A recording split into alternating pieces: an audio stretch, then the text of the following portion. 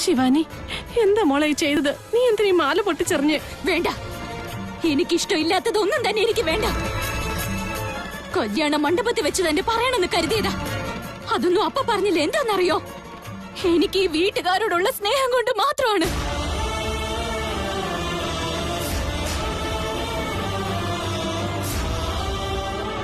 ഇവൻ എന്നെ താലി കെട്ടിയിട്ടുണ്ടാവാം, പക്ഷെ എല്ലാവരുടെ മുൻപിൽ വെച്ച് ഇവനെ എനിക്ക് വേണ്ടെന്ന് പറഞ്ഞാൽ അപമാനപ്പെടുന്നത് നിങ്ങളാണ്, നിങ്ങളുടെ കുടുംബമാണ്.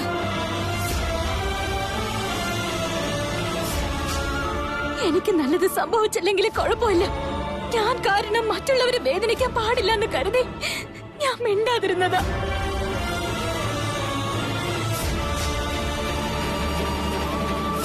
എന്നാലും എന്റെ മനസ്സ് വേണ്ട വേണ്ടെന്ന് പറഞ്ഞു. എന്നാ ഒരേ ഒരു വിശ്വാസമാണ് എന്നെ ഇവിടം വരെ കൊണ്ടെത്തിച്ചത്.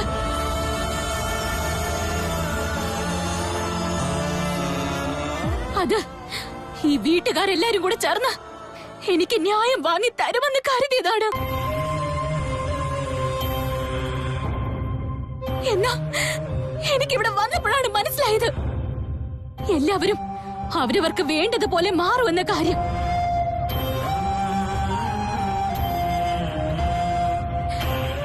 എന്തിനാ ഇങ്ങനെയൊക്കെ ചെയ്തത്? നിങ്ങളുടെ വീട് നന്നായിരിക്കണം, നിങ്ങളുടെ വീട്ടിലേക്ക് വരുന്ന മരുമകളെ നന്നായിരിക്കണം, ഇങ്ങനെ ഒരുപാട് ആഗ്രഹങ്ങൾ നിങ്ങൾ പറയാറില്ലേ?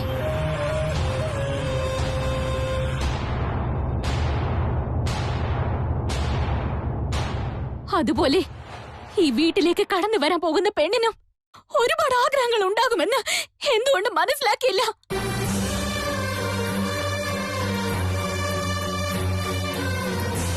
ശരി, ആയിക്കോട്ടെ. നിങ്ങൾ ആരെങ്കിലും ഒരു വാക്ക്, ഒരേ ഒരു വാക്ക്, ശിവാനി തൃശൂലിന് തെറ്റ് പറ്റിപ്പോയെന്നും നിനക്കിതിൽ ഇഷ്ടമുണ്ടോ ഇല്ലയോന്നോ ഒരു വാക്ക് പറഞ്ഞു. എന്തുകൊണ്ട് പറഞ്ഞില്ല? പറ മുത്തശ്ശി, സംസാരിക്കമ്മേ.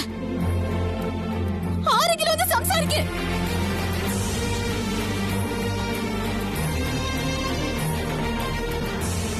എന്താ കാരണമെന്ന് ഞാൻ പറയട്ടെ. നിങ്ങൾക്ക് ആ കല്യാണം നടക്കണമെന്ന് മാത്രമേ ഉണ്ടായിരുന്നുള്ളൂ. വന്നിരുന്ന ബന്ധുക്കൾ ചോദിക്കുന്ന ചോദ്യത്തിന് ഉത്തരം പറയാൻ വേണ്ടി ഈ കല്യാണം നടക്കേണ്ടത് ആവശ്യമായിരുന്നു. അങ്ങനെയല്ലേ? ഒന്ന് പറയ.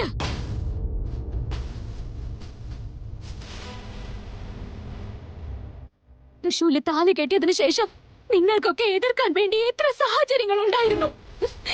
എന്നാ നിങ്ങളൊക്കെ എന്താ ചെയ്തത്? അവൻ ചെയ്തത് ശരിയാണെന്ന രീതിയിൽ നടന്നു അല്ലേ?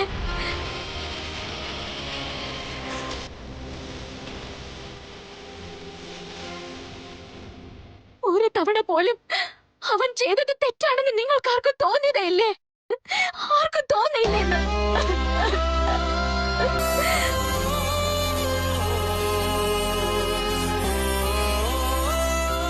മണ്ഡപത്തിൽ വെച്ച് എന്റെ മാനസികാവസ്ഥ എന്തായിരുന്നു എന്ന് നിങ്ങൾക്കറിയോ? മഹാഭാരതത്തില് ദ്രൗപദിയെ സഭയിൽ വെച്ച് വസ്ത്രാക്ഷേപം ചെയ്തില്ലേ? അവിടെ എല്ലാവരും ദുര്യോധനനോട് പ്രതികരിക്കാതെ കൈകെട്ടി നിന്നില്ലേ? അതുപോലെ തോന്നി എനിക്ക്.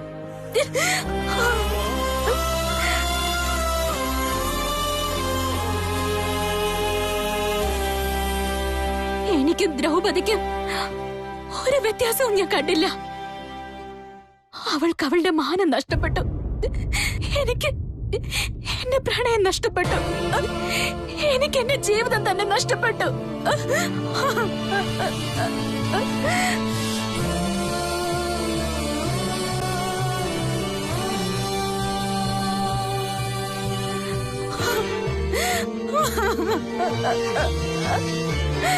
ശിവാനി, നിങ്ങൾക്കെല്ലാവർക്കും ഞാൻ ഈ വീട്ടിലെ മരുമകളായി വരണമെന്ന് ആഗ്രഹമുണ്ടാവാം.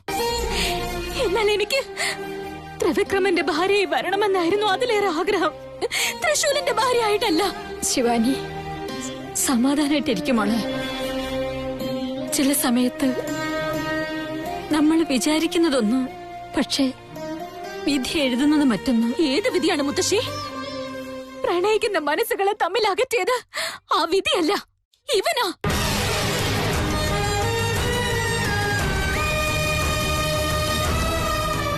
ഇവനെ കാണാതെ പോയപ്പോ ഞാൻ എത്രമാത്രം സങ്കടപ്പെട്ടതാ.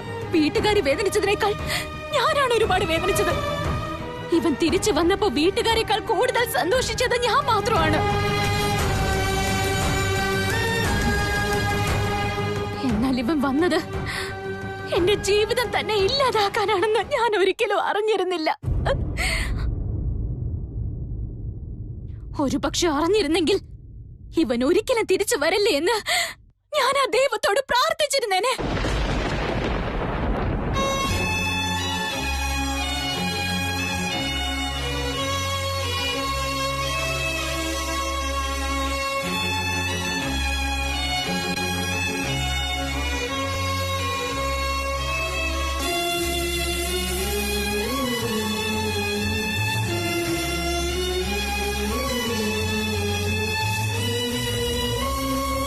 തൃശൂൽ, കല്യാണ മണ്ഡപത്തിൽ കയറുന്നതിന് മുൻപേ നീ ഇങ്ങനെയൊക്കെ ചെയ്യുമെന്ന് ഞാൻ അറിഞ്ഞിരുന്നെങ്കിൽ നിന്നെ ആ റൂമിൽ തന്നെ ഞാൻ അടച്ചിട്ടേനെ.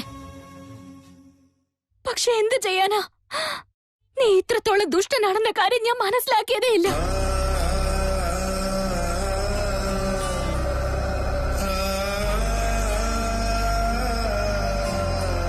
ശിവാനി, കല്ലുപോലെ മനസ്സുള്ളവരുടെ അടുത്ത് സംസാരിച്ചിട്ട് ഒരു കാര്യമില്ല മോളെ.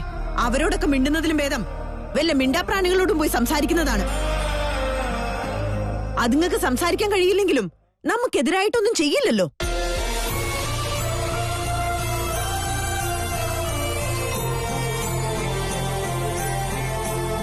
ഏടത്തി, കരയല്ലേ?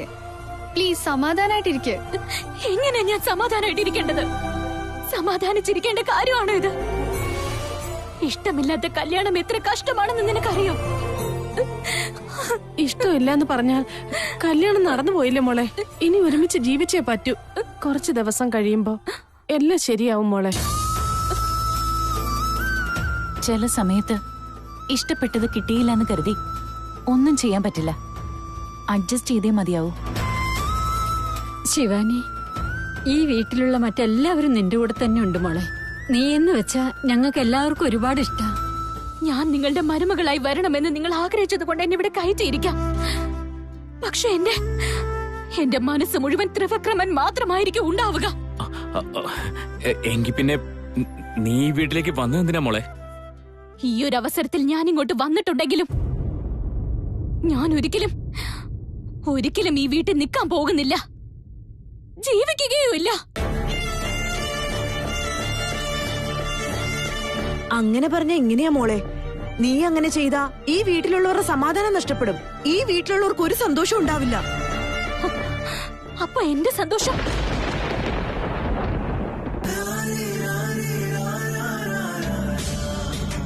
എന്റെ മനസ്സിന്റെ ആഗ്രഹം എപ്പോഴേ പൊട്ടിത്തെറിച്ചു കഴിഞ്ഞു. അതിലാർക്കൊന്നും പറയാനില്ലേ?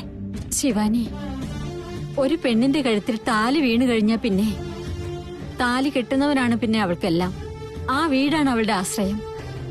ഞാൻ പ്രണയിച്ചതും ഞാൻ വിവാഹം കഴിക്കാൻ ആഗ്രഹിച്ചതും ത്രിവിക്രമനെയാ. എന്റെ മനസ്സിലുള്ളത് ത്രിവിക്രമനാണ്, അല്ലാതെ തൃശൂലല്ല. പിന്നെ ഞാൻ എങ്ങനെ അവനെ ഭർത്താവായി കരുതും? ശിവാനി, ശിവാനി, നിന്റെ മനസ്സിൽ ത്രിവിക്രമൻ തന്നെയായിരിക്കും ഉണ്ടാവുക. പക്ഷേ നിന്റെ തലയിൽ ബ്രഹ്മാവ് എഴുതിയത് ഈ തൃശൂലിന്റെ പേര് മാത്രമായിരിക്കും.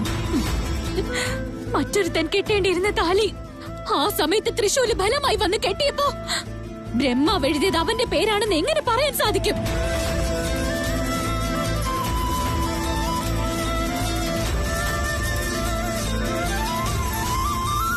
ആ ബ്രഹ്മാവ് എഴുതിയിട്ടുള്ളത് എന്റെ ത്രിവിക്രമന്റെ പേരാണ്. അതിനെ മായ്ച്ചു കളഞ്ഞ് സ്വന്തം പേരെഴുതാൻ നോക്കിയത് തൃശൂലാണ്. നോക്ക് ശിവാനി, ന്യായമായിട്ട് പറയുകയാണെങ്കിൽ നിന്നെ പ്രണയിച്ചത് ഞാനാ. അപ്പോ എന്റെയും ത്രിവിക്രമന്റെയും പ്രണയം കള്ളമാണെന്ന് പറയാൻ നോക്കുകയാണോ നീ? ഇത്രയും ദിവസം എന്നെ പ്രണയിക്കൂ എന്ന് പറഞ്ഞ് എന്റെ പുറകെ നടന്നവൻ എന്റേതാണ് യഥാർത്ഥ പ്രണയം, ത്രിവിക്രമന്റേത് അങ്ങനെയല്ല എന്ന് പറയാൻ വരികയാണോ നീ? ശിവാനി, ഞാൻ പറഞ്ഞതിന്റെ അർത്ഥം അതല്ല. നീ എന്തൊക്കെ പറഞ്ഞാലും എന്തൊക്കെ ചെയ്താലും ശരി,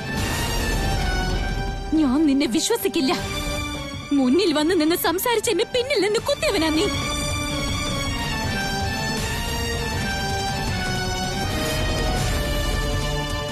നിന്നെ സ്നേഹിതൻ സ്നേഹിതൻ എന്ന് പറഞ്ഞ് കൂടെ കൊണ്ട് നടന്നില്ല ഞാൻ. അതിന് നീ എനിക്ക് തന്ന സമ്മാനമാണോ ഇത്?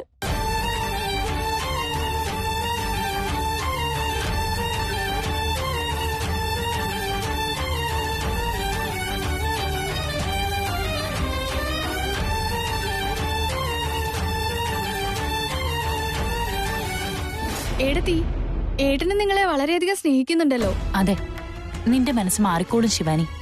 ഇല്ല, മനസ്സ് മാറില്ല. എന്റെ സ്നേഹം എപ്പോഴും ത്രിവിക്രമനോടായിരിക്കും. എങ്ങനെ പറഞ്ഞു മനസ്സിലാക്കി തരണമെന്ന് എനിക്കറിയില്ല. ഇങ്ങനെ പറഞ്ഞ എങ്ങനെയാ മോളെ? ഇനി നിങ്ങൾ ഒരുമിച്ച് ജീവിക്കേണ്ടവരല്ലേ? പറ്റില്ല. ആകാശവും ഭൂമിയും ഒരിക്കലും ഒന്നാവില്ല. ഇതും അങ്ങനെ തന്നെയാ. ഇപ്പൊ നിനക്ക് അങ്ങനെയൊക്കെ തോന്നുന്നു ശിവാനി. പതുക്കെ പതുക്കെ എല്ലാം ശരിയായിക്കോളും. പണ്ട് കാലത്തൊക്കെ ചെറുക്കനും പെണ്ണും തമ്മിൽ പരസ്പരം കാണാതെ തന്നെ കല്യാണം നടത്തുമായിരുന്നു. എന്റെ കല്യാണവും അങ്ങനെ കഴിഞ്ഞത്. എന്നിട്ടും ഞങ്ങളുടെ ജീവിതത്തിൽ വല്ല കുഴപ്പമുണ്ടായിട്ടുണ്ടോ? ഒരു തവണ പെണ്ണിന്റെ കഴുത്തിൽ താലി വീണ് കഴിഞ്ഞാ പിന്നെ ആ കുടുംബം നോക്കേണ്ടത് അവളുടെ കടമയാണ്. ഇപ്പൊ നിനക്ക് ബുദ്ധിമുട്ടൊക്കെ തോന്നാം. പതിയെ അത് സ്നേഹമായി മാറിക്കോളും മോളെ. മുത്തശ്ശി, നിങ്ങൾ പരസ്പരം കണ്ടിട്ടുണ്ടാവില്ലായിരിക്കാം.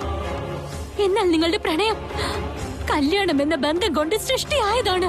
ജീവിതം കൊണ്ട് ഒന്നാവുകയും ചെയ്തു. എന്നാൽ എന്റെ പ്രണയം അങ്ങനെയല്ലല്ലോ. എന്റെ പ്രണയം ആദ്യമേ ഉടലെടുത്തു. പക്ഷെ അത് കല്യാണത്തോടെ കൂടുതൽ അടുക്കണമായിരുന്നു. എന്നാൽ ഈ തൃശൂല് വന്ന് എല്ലാം ഇല്ലാതാക്കിയില്ലേ?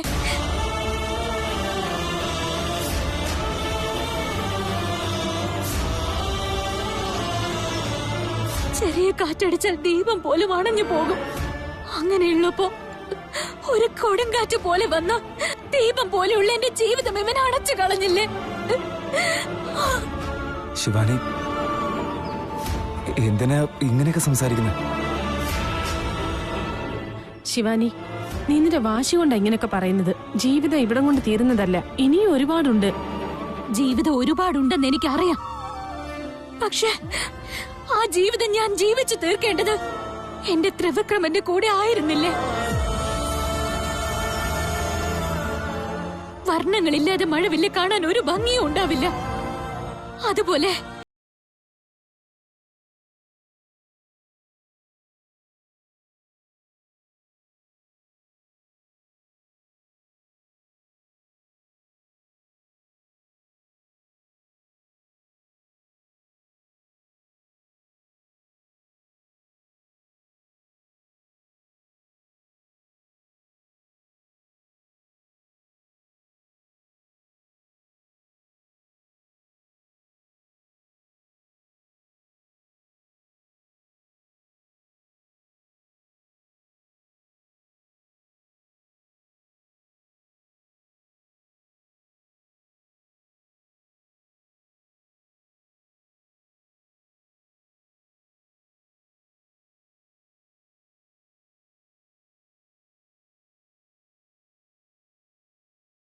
വിട്ടു പോവുക.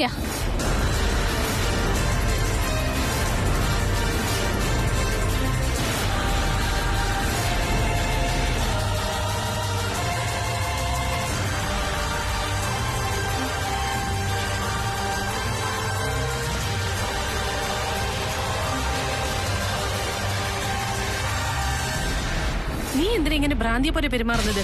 ഇത് കുട്ടിക്കളിയല്ല. കുട്ടിക്കളി കളിക്കുന്നത് ഞാനല്ല. കുട്ടിക്കളി കളിച്ച് എന്റെ ജീവിതം ഇല്ലാതാക്കിയത് നിങ്ങളുടെ മകനാ. ഇനിയൊരു നിമിഷം ഞാൻ ഇവിടെ നിൽക്കില്ല. ശിവാനി, ഒരു കാരണവശാലും നീ ഇവിടുന്ന് പോകാൻ പാടില്ല. ഞാൻ നിന്നെ വിടില്ല. ദയവ് ചെയ്ത് എന്നെ തടയാതെ നിങ്ങൾ മാറി നിൽക്ക്.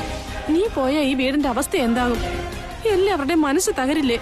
ഞങ്ങളൊക്കെ സന്തോഷത്തോടിരിക്കുന്നത് കാണാൻ നിനക്ക് ഇഷ്ടമല്ലേ ശിവാനി? എന്ന് പറഞ്ഞ ഞാൻ ഇവിടെ തന്നെ നിൽക്കണമെന്നാണോ? എന്റെ വേദന എന്താന്ന് നിങ്ങൾക്ക് മനസ്സിലാവുന്നില്ലേ? അങ്ങനെയല്ല ശിവാനി. ഇപ്പോ നിങ്ങളുടെ കല്യാണം നടന്നു കഴിഞ്ഞിരിക്കുക. ഇപ്പൊ എന്ത് ചെയ്താലും അത് തെറ്റായിരിക്കും. കുറച്ച് ദിവസം ഒന്ന് കഴിഞ്ഞോട്ടെ, എല്ലാം ശരിയാവും മോളെ. അതെല്ലേ? ശരി, ഞാനൊരു ചോദ്യം ചോദിച്ചാ അതിനുള്ള ഉത്തരം തരുമോ? എന്റെ സ്ഥാനത്ത് ഇവിടുത്തെ മകളായിരുന്നെങ്കിൽ നിങ്ങൾ ഇത് തന്നെ പറയുമായിരുന്നോ?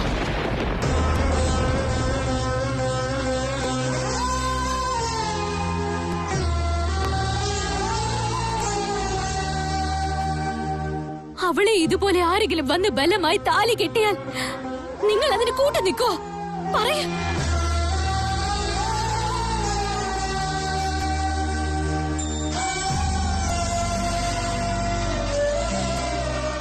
സംസാരിക്കാമേ.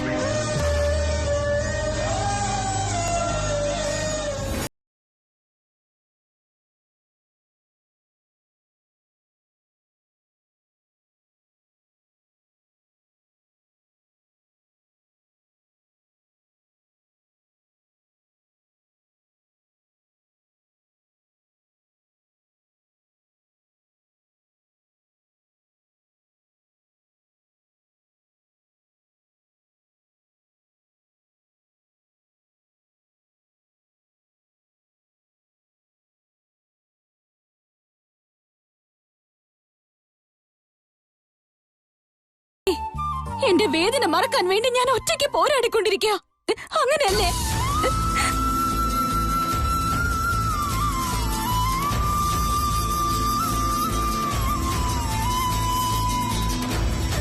ഇല്ല, മതി.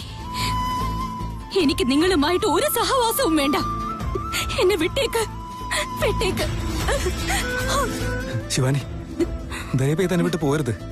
ഞാൻ എടുത്തിയേട്ടം കാണിച്ചിട്ടുണ്ടാവാം, എന്റെ ഭാഗത്ത് തെറ്റുണ്ടായിട്ടുണ്ടാവാം. പക്ഷെ അതൊക്കെ എന്റെ പ്രണയം നേടിയെടുക്കാൻ വേണ്ടിയല്ലേ? അതിന് എന്റെ പ്രണയം കൂടി നശിപ്പിക്കണമായിരുന്നു അല്ലേ? നിന്റെ പ്രണയം ഞാനാണ് ശിവാനി. അത് ഞാൻ ഒരിക്കലും സമ്മതിക്കുകയില്ല. നീ വീണ്ടും വാദിക്കല്ലേ തൃശൂൽ. ഞാൻ മുഴുവനായും തോറ്റുപോയിരിക്കുന്നു. നിന്നോട് കൈകോപ്പി ഞാൻ അപേക്ഷിക്കുക. എന്നെ വിട്ടേക്ക്. ശിവാനി, ഞാൻ എന്റെ പ്രാണനേക്കാൾ അധികം നിന്നെ സ്നേഹിക്കുന്നുണ്ട്. അതിനേക്കാൾ ഒരു പടി കൂടുതൽ ഞാൻ എന്റെ ത്രിവിക്രമനെ പ്രണയിക്കുന്നുണ്ട്. എനിക്ക് അവനാണ് പ്രധാനം. ശിവാനി, പ്ലീസ്. നീ എനിക്ക് തന്നിരിക്കുന്ന ഈ വേദന തന്നെ ധാരാളമാണ്. ഇനിയും എന്നെ ഇങ്ങനെ വേദനിപ്പിക്കല്ലേ നീ. ശിവാനി, ഒരേ ഒരു അവസരം എനിക്ക് താ. ഞാൻ നിന്നെ പ്രാണനെ പോലെ നോക്കിക്കൊള്ളാം. ഇപ്പോഴെന്റെ പ്രാണൻ നിൽക്കണോ? ഏയ് ശിവാനി, ഒന്ന് നിർത്തിയേ. എന്തിനാ ഇങ്ങനെയൊക്കെ സംസാരിക്കുന്നത്? ഇപ്പൊ നീ എന്നെ വിട്ടില്ലെങ്കിൽ അതാണ് സംഭവിക്കാൻ പോകുന്നത്.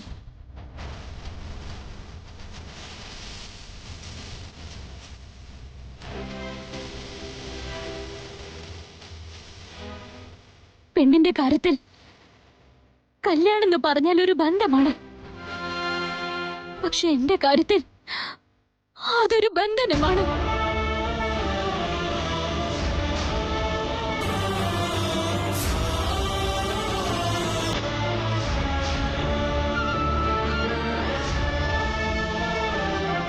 ശിവാനി,